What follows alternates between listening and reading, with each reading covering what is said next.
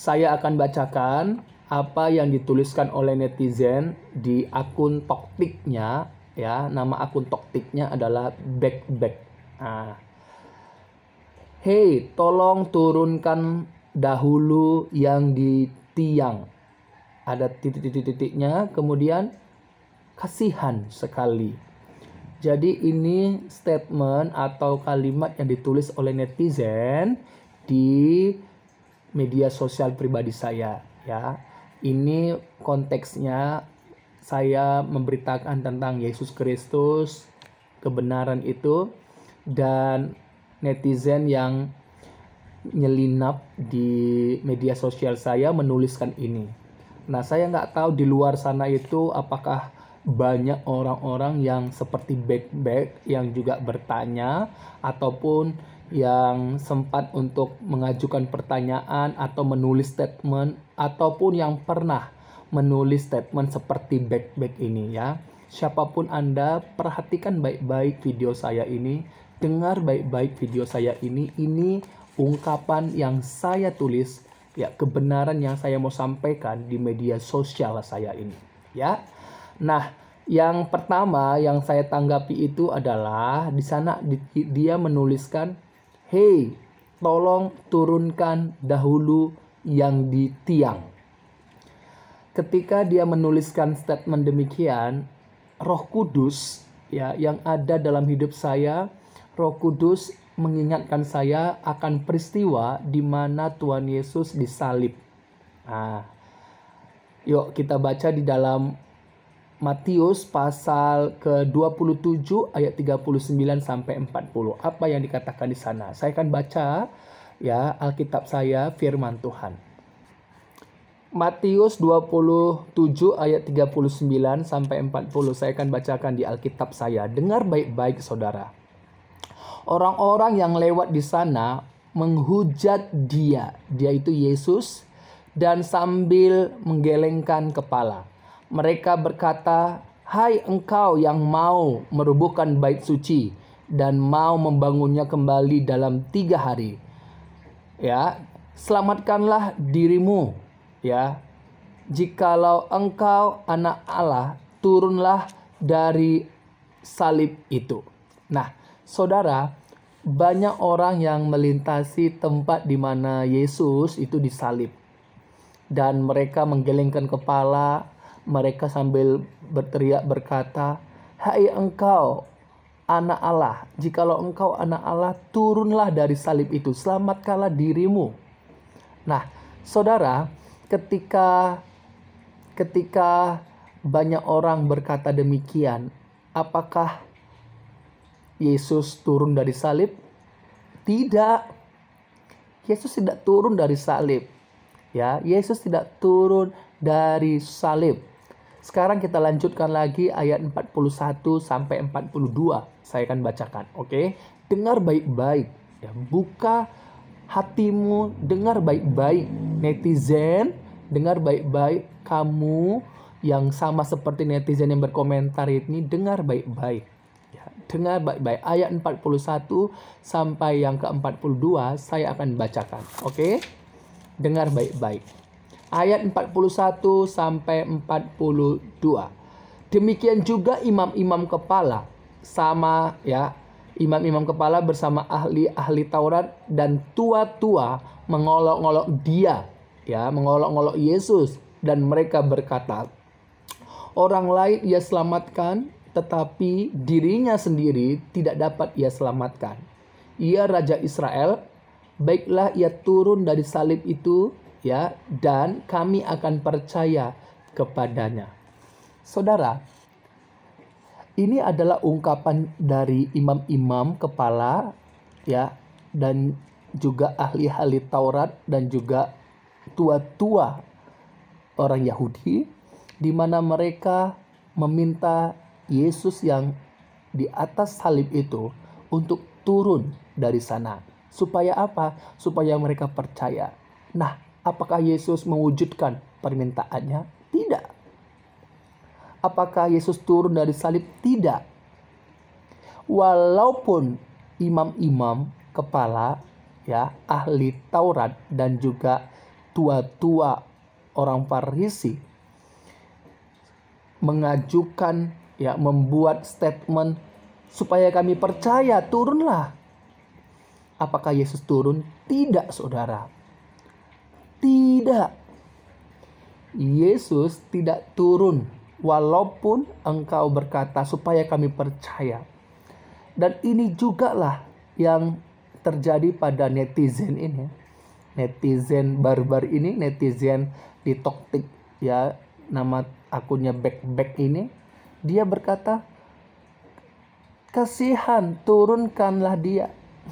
Saudara, sama seperti yang dikatakan oleh imam-imam kepala, ahli-ahli Taurat, tua-tua, kepada Yesus yang disalib pada waktu itu. Turunlah, selamatkanlah dirimu supaya kami percaya. Dan Yesus tidak mewujudkan permintaan dari netizen. Yesus tidak mewujudkan permintaan dari imam-imam. No. Kau mau percaya, kau mau tidak, para imam, tua-tua, ahli Taurat, mau percaya atau tidak mempengaruhi kedatangan Yesus Kristus, di mana oleh karena kehendaknya lah dia memberikan nyawanya. Apa yang Yesus lakukan, bukan berdasarkan permintaanmu, bukan berdasarkan maumu, tapi itu adalah kehendaknya. Itu adalah keinginannya, datang ke dalam dunia untuk menyelamatkan manusia. Banyak sekali yang beredar, banyak sekali netizen-netizen barbar. Yesus tidak mewujudkan permintaanmu untuk turun dari salib. Pertanyaannya, mengapa Yesus tidak turun dari salib? Apakah Yesus tidak mampu? Dia mampu. Orang mati aja dibangkitkan. Orang buta aja dicelikkan. Tidak ada yang seperti Yesus Kristus bisa membangkitkan orang mati. Banyak orang mati dibangkitkan sebelum dia disalib. Orang buta disembuhkan. Orang lumpuh berjalan, orang kusta tahir. Dan tidak ada seperti Yesus yang bisa membangkitkan orang mati. Tidak ada seperti Yesus yang bisa mencelikkan mata yang buta. Tidak ada seperti Yesus yang bisa membangkitkan orang mati. Siapa? Tidak ada. Kenapa Yesus tidak mewujudkan permintaan ahli-ahli Taurat, netizen untuk turun dari salib? Kenapa? Yuk kita buka. Jadi kenapa Yesus tidak turun dari salib? Kenapa Yesus tidak mewujudkan permintaan Anda?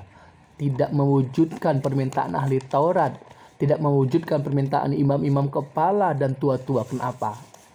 Di dalam Matius pasal 20 ayat yang ke-28, dengar baik-baik. Matius pasal 20 ayat yang ke-28. Ini jawabannya. Sama seperti anak manusia datang bukan untuk dilayani, melainkan untuk melayani dan untuk memberikan nyawanya menjadi tebusan bagi banyak orang. Jadi kedatangan Yesus Kristus ke dalam dunia itu untuk memberikan nyawanya menjadi tebusan bagi banyak orang. Ini tujuan kedatangan Yesus. Jadi kalau Anda meminta Yesus turun dari salib, tidak akan diwujudkan. Bukan berarti Yesus tidak mampu. Dia mampu. Orang mati aja dibangkitkan loh. Apalagi cuma turun dari salib. Terlalu kecil baginya. Tetapi walaupun Anda berkata supaya kami percaya, Dia tidak akan mewujudkan permintaan Anda. Karena kedatangan Yesus memberikan nyawanya sebagai tebusan bagi banyak orang. Itu untuk kau. Nah, sekarang kita buka lagi nih di dalam Yohanes pasal 10 ayat yang ke-10. Saya akan bacakan. Ya, dengar baik-baik. Ayat 10, Yohanes 10 ayat 10. Pencuri datang hanya untuk mencuri dan membunuh dan membinasakan. Ya. Tetapi aku datang ya supaya mereka mempunyai hidup. Mereka itu siapa? Manusia. Dan mempunyainya dalam segala kelimpahan. Jadi kedatangan Yesus itu supaya engkau mempunyai hidup. Tetapi kalau engkau berkata, turunlah supaya aku percaya, tidak akan diwujudkan. Sekali lagi, bukan karena Yesus tidak mampu, tapi Yesus kedatangannya memberikan nyawanya sebagai tebusan bagi banyak orang. Supaya engkau hidup. Engkau hidup. Kemudian pernyataan yang dibuat oleh netizen ya dengan akun di toktiknya, nama akunnya baik-baik tadi, kasihan sekali. Ini pernyataan yang dia buat. Apakah Yesus disalib itu kasihan? Yesus disalib bukan karena keinginan orang lain, tapi kedatangan Yesus itu untuk memberikan nyawanya sebagai tebusan bagi banyak orang. Dan kalau orang-orang berdosa ya, dan juga seperti netizen tadi, dia menuliskan kasihan sekali. Yang seharus kasihan itu adalah saya dan kau. Orang-orang yang mempertanyakan, itu yang kasihan. Manusia di bawah matahari ini yang seharusnya kasihan, bukan Yesus.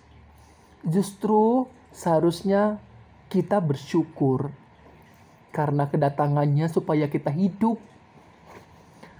Coba buka di dalam Yesaya pasal 53 ayat yang ke-3 sampai yang ke-5. Saya akan bacakan. Kalau engkau berkata tadi kasihan sekali, ini yang dikatakan oleh Yesus, firman Allah.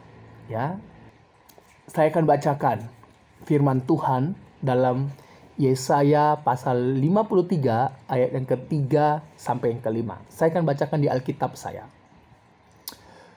Ia dihina dan dihindari orang, seorang yang penuh sengsara dan yang biasa menderita kesakitan. Ia sangat hina sehingga orang menutup mukanya terhadap dia, dan bagi kita pun dia tidak masuk hitungan. Inilah yang dilakukan oleh manusia-manusia yang berdosa, ya, seperti Anda, ya, back ataupun komunitas-komunitas Anda. Anda merasa Yesus itu terhina pada waktu disalib. Anda menutup muka Anda dan tidak mau melihat wajah Yesus yang disalib itu. Ayat yang keempat.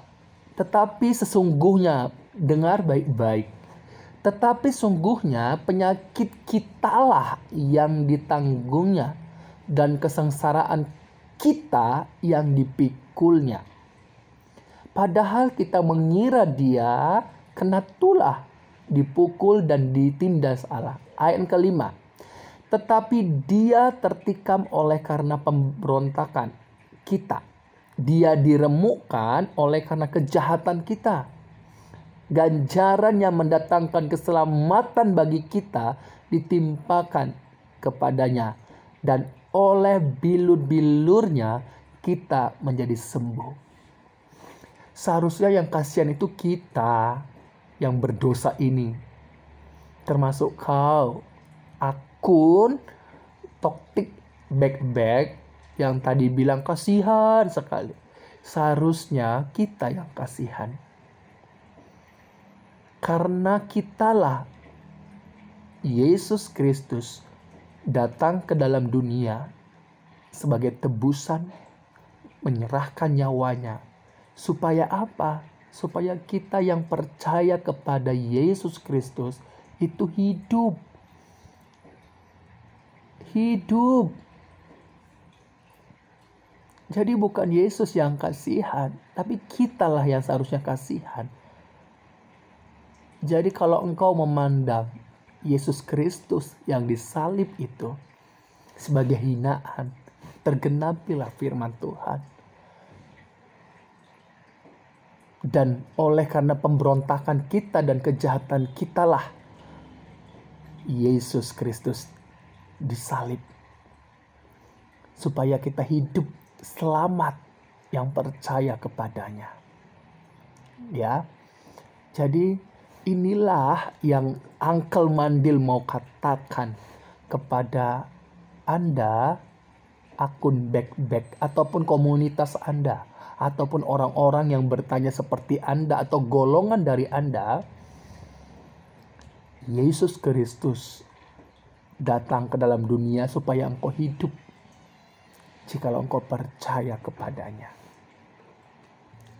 Saya akan bacakan dalam Lukas 9 ayat 22.